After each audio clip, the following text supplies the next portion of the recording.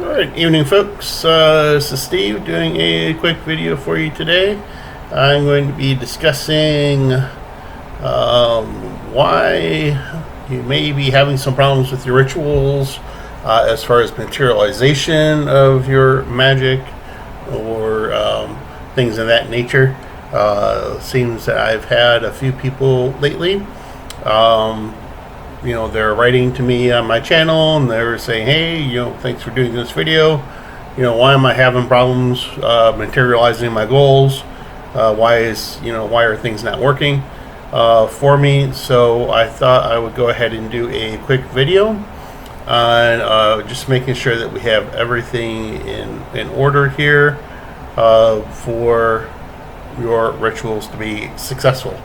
Okay. The magic that we're doing here, a lot of the books with Damon Brand, the Gallery of Magic, there is a very, very simplified rituals. We could classify them as chaos magic, simply due to the fact that a lot of materials and paraphernalia have been removed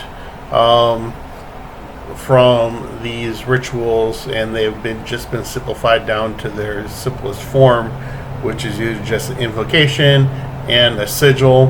And that's really what chaos magic really comes down to, folks, is making sure that you're phrasing your intention correctly, you have it in the correct tense, you have your sigil, you have your invocation, you do what's necessary, you say the necessary words, do a necessary visualization, perform your emotional alchemy, and then you're pretty much done. Alright, so before we get into that, of course, I do appreciate you if you are already a subscriber to my channel. If you have not, though, there is the little bell icon down in this area of the screen here. If you click on that, you will be added to my subscribers list. Anytime I put out new videos, you will be alerted to those videos. And I do, of course, always appreciate a thumbs up or a thumbs down on the videos. If you like them or not, please give me some feedback on those. Any feedback that I get, I try to go ahead and improve my videos as much as I possibly can, and I do try to get as many as I possibly can, with the time allotted to me. All right. I do apologize about the background noise there. If you do hear a little bit of a hissing sound in the background noise there, that's my air conditioning unit going off there.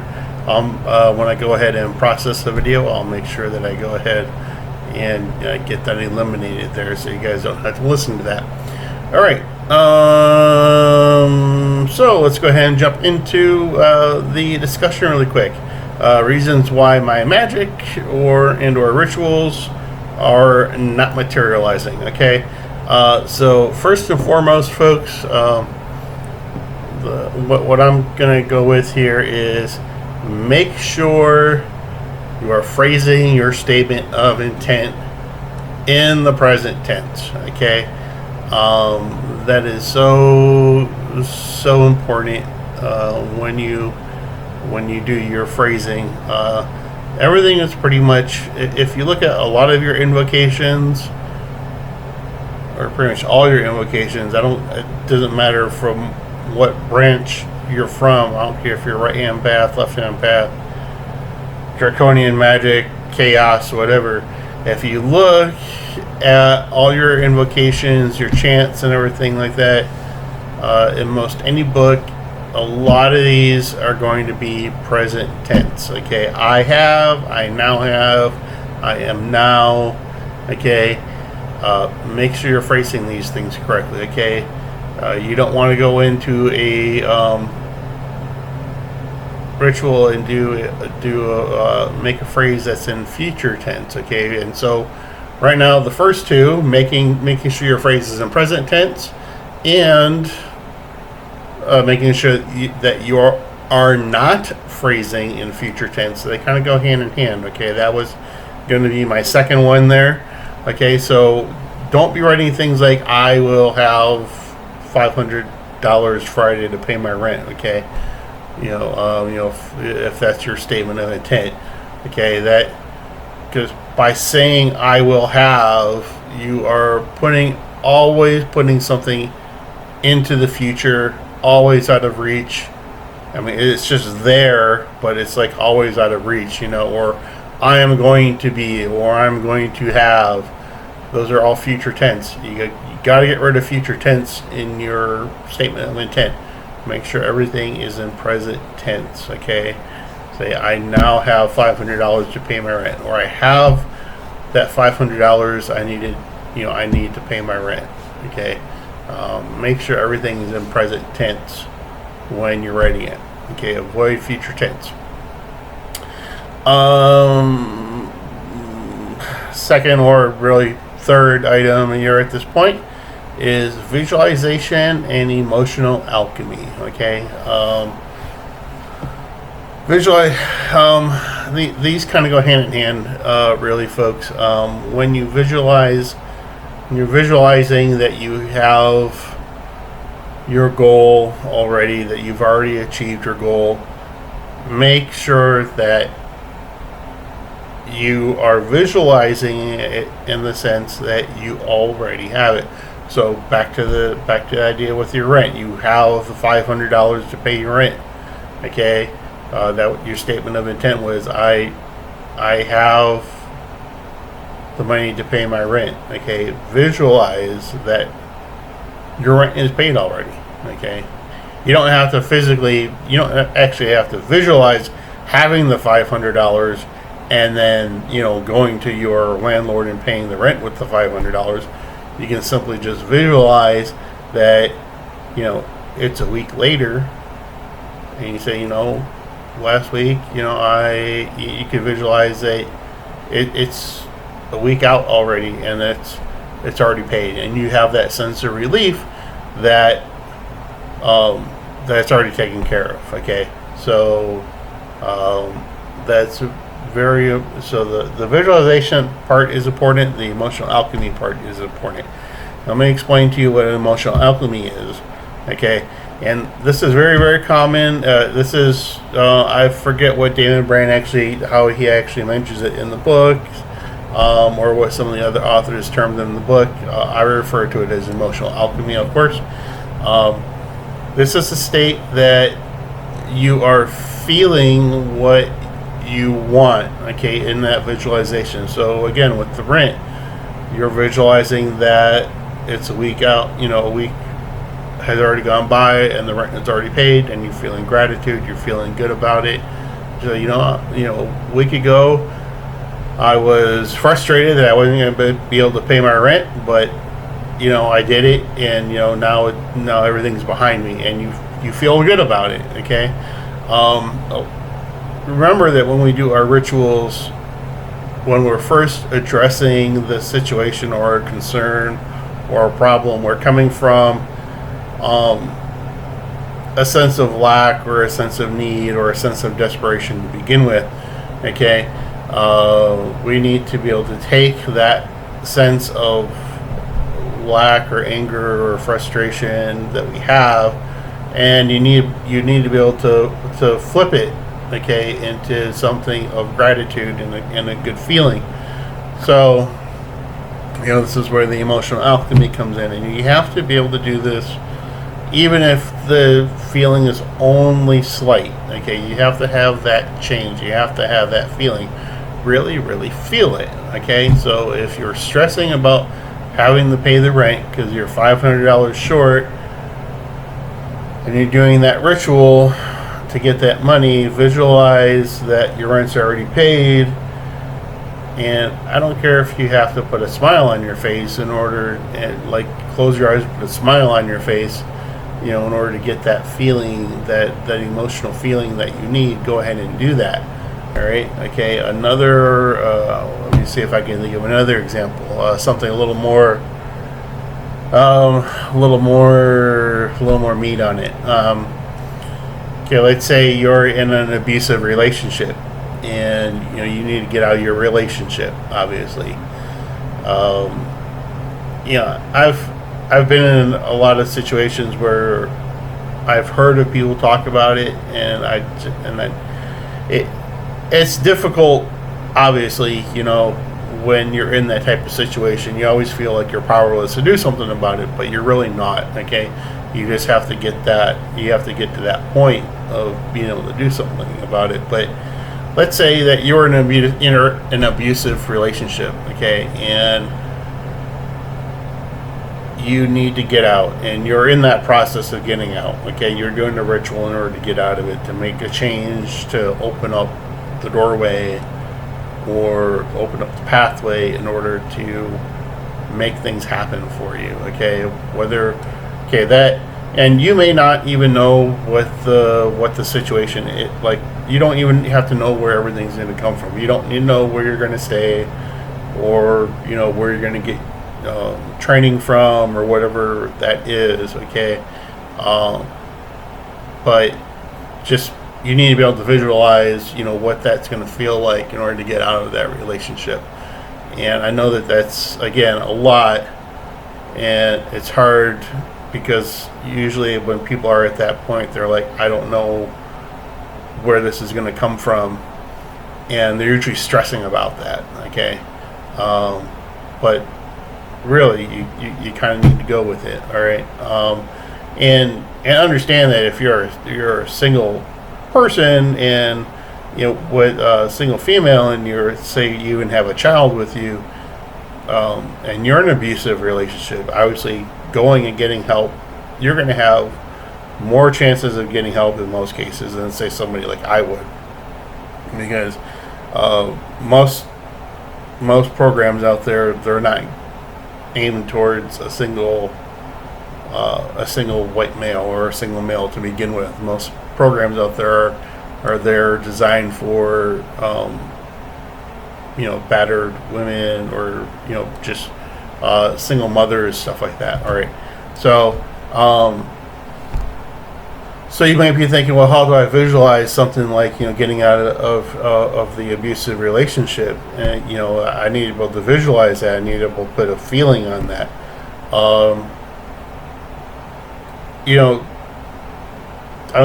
What I would probably do is pick a time frame and just say, hey, I would do the ritual, and then say, hey, it's 3 months from now, or it's 6 months from now. Visualize what your life might be in 6 months. It's not to say that you're visualizing what it will be exactly, okay, but you're trying to catch that feeling. Okay, what will your life be like in 6 months, if it for it to be able to change? And that might be different for other for each person.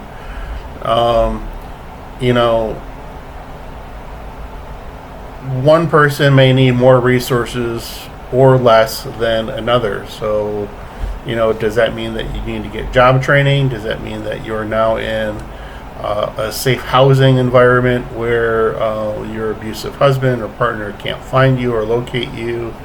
Does that mean that because you're in that position, now you're getting training that's opening you up to new possibilities for work, to be more successful? Your children are, your child is healthier, your children are healthier, they're getting, proper meals, things like that. Everything is going to be different for each and every person. So, the reason why I chose this particular topic, for this discussion, though, is because of its complexity. Okay, there are so many complexities to it that it can feel very, very overwhelming, like I said, for some people. But in its complexity, you can understand the idea of the need to be feeling for to have that emotional connection, that emotional effect, in order to be able to, for it to manifest. Okay, so and again, if you have to get to that point of that you're going to be shedding tears of joy, okay, then that just puts that energy out into the universe to say, hey, this is what this person really wants. We could go ahead and materialize this, for it to happen. Now, understand, of course, that when it comes to taking time to manifest things, things are going to manifest faster or slower, depending on a lot of the situations. Okay. And that comes to my next point in why rituals are not working, and that is stop thinking about the ritual. Okay, a lot of people go ahead and do a ritual, and then they need that $500 rent. They don't know when how it's going to come along, but they're just stressing over it all the freaking time. Where's the money going to come from? Where's the money going to come from? When is it going to come? You gotta stop stressing over it. The more that you stress over it, the more you think about it, the more energy you're pulling away from that ritual, and it's not going to manifest.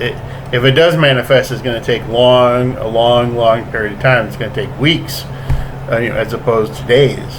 Okay, so you need to think about that. Stop thinking about your rituals. And again, I know that that's hard for some people.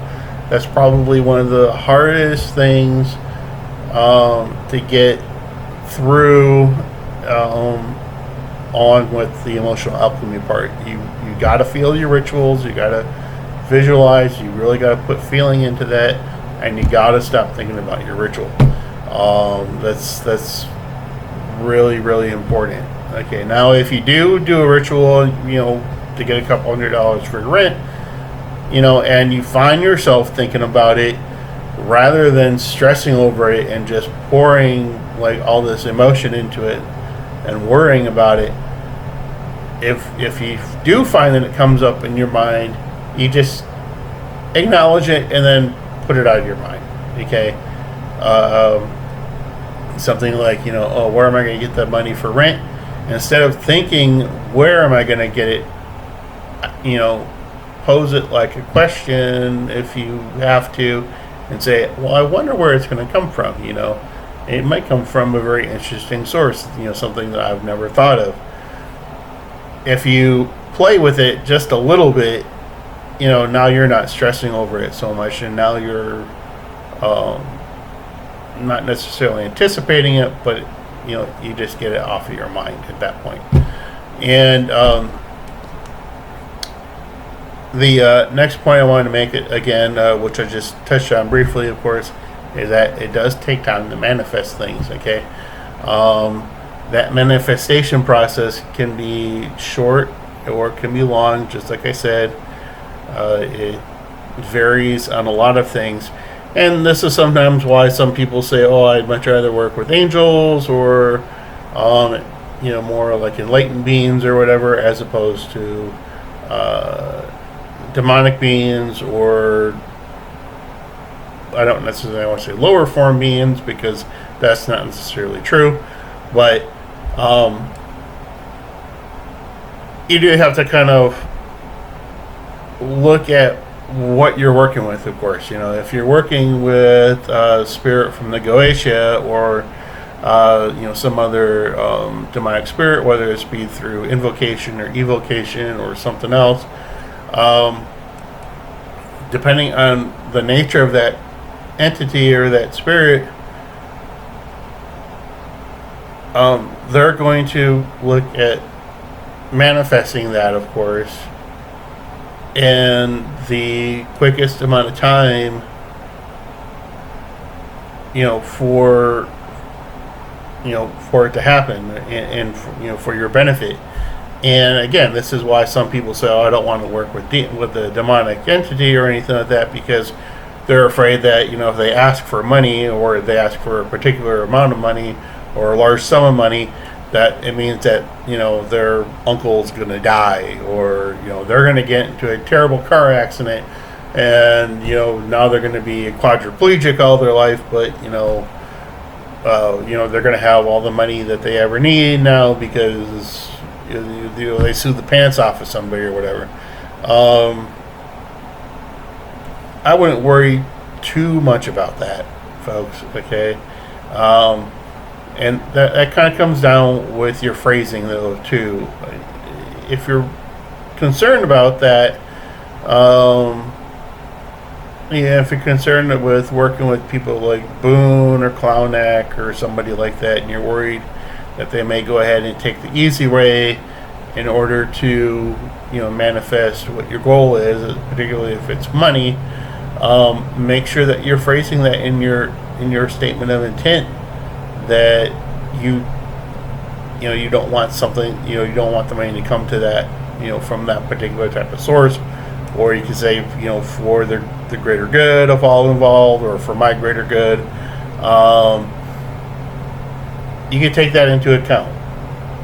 Okay, you always have that option to to put that in your phrase, in your statement of intent. And again, I've done rituals where I've seen things come by like the very next day. And I've seen, I've had rituals where things just happen so slowly, not necessarily slowly, but so meticulously that it took like several weeks for it to manifest. But when it finally did manifest and I took note of it, I was like, oh, okay, this is how it's happening. When you're able to see it at that point, it's like you kind of have a better understanding, like why it took so long to manifest. Something took so long to manifest,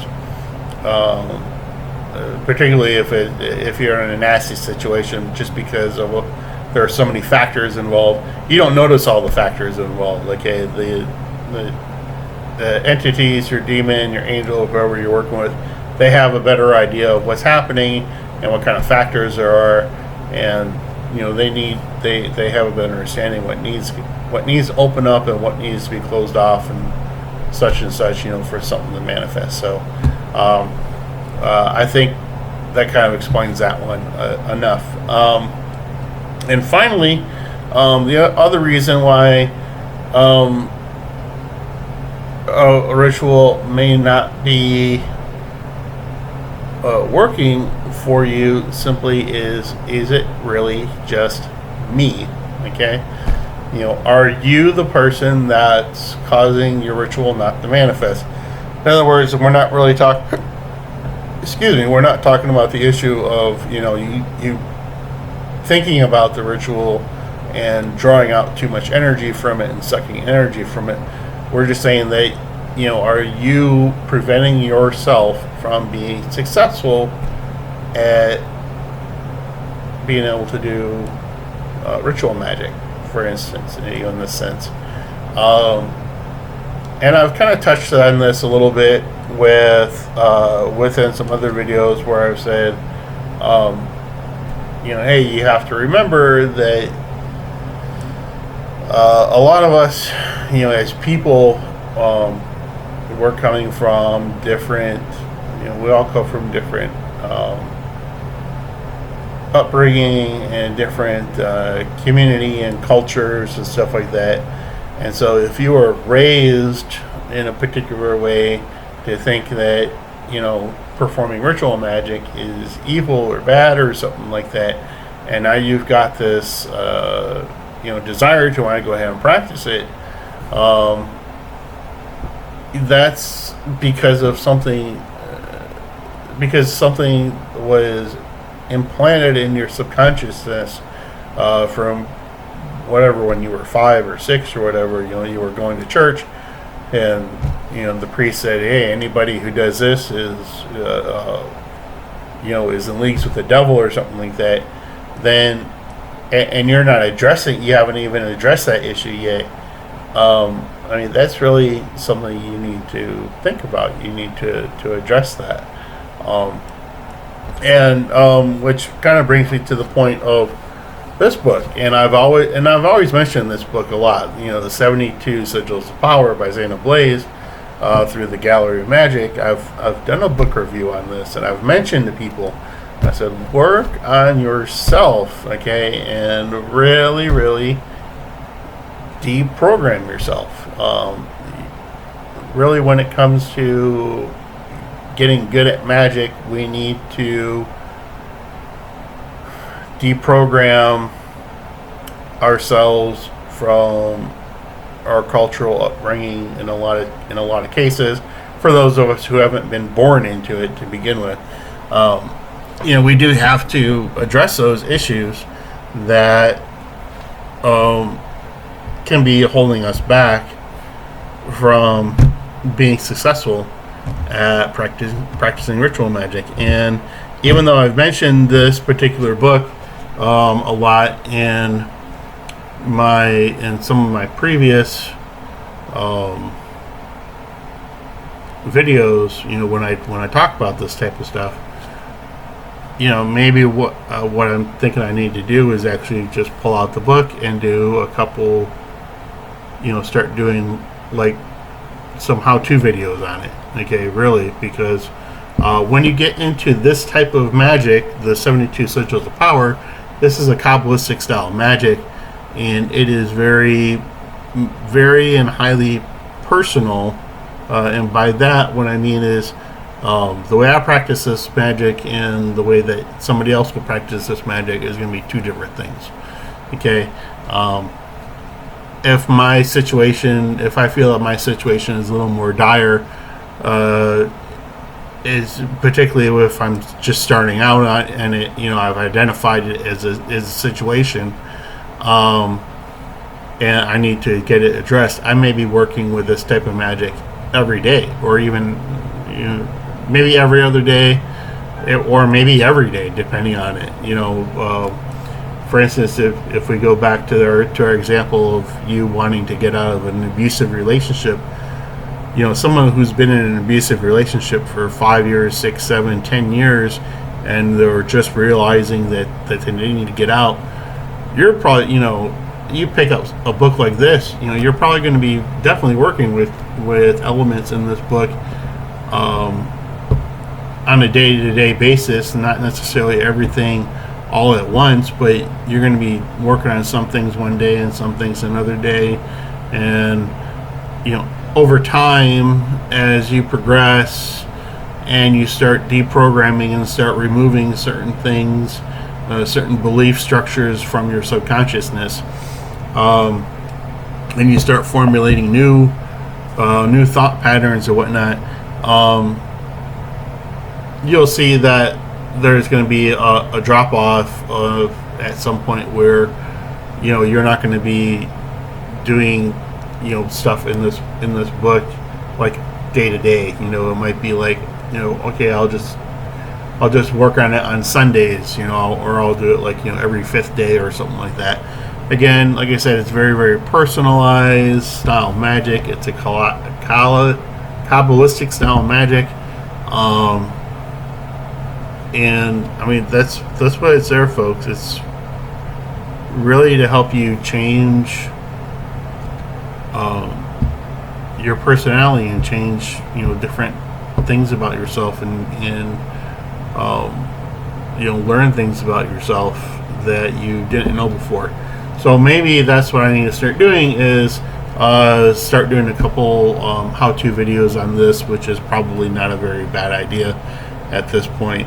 And I hope that this video does help out people, when it comes to understanding like why they're not achieving success with their books. Because like I said, I do get people where they say, "Oh, I've done this and it doesn't work," and I'm like, it totally works.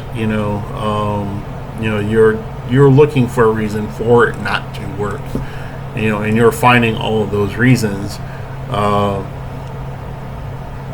But let's go ahead and turn that on its head and say, okay, well, let's look at why it's not working. What are you doing? What's going on? If I can't help you with a situation, I mean, I'm sure that there's somebody else is. I appreciate that people do come to me and they want insight onto why something is not manifesting for them, and it can be that in some cases it's just not meant to manifest. There are just so many complexities to it that it's not going to happen. And so instead of focusing on the one thing as a whole, what you need to start doing is start picking little things here and there and start attacking it from different angles and different perspectives until you've chipped away enough at it that you can do, one ritual or two rituals at one point or another to address the situation again. So that would be one way of addressing that. If you're saying that it's not, if something's not manifesting, and you've done a ritual so many times, and it's just not happening, there's factors there that you're not seeing, and the universe can't manifest it because there's just too much shit there, and you just gotta chip away at it is what you gotta do. You gotta attack it from a different angle, just smaller little chips here and there, and go for it. So I hope that does give people a little bit more of an insight there. Remember that when you're doing that visualization and that emotional alchemy, gratitude, you're always giving gratitude. Thank the spirits every time for helping you. At that point, feel gratitude towards them, and always know that once you've visualized it and you've gone from a point of desperation to a point of having and knowing that it's there and that you've accomplished that and that your goal, what you wanted, is done. Gratitude. Thank that spirit every time for helping you out, and then you'll see it. You're going to see things start to change there. So don't give up on it. So with that, folks, I bid you peace and farewell. Do have a very good evening. Blessings to all. Take care and have a good night. Bye.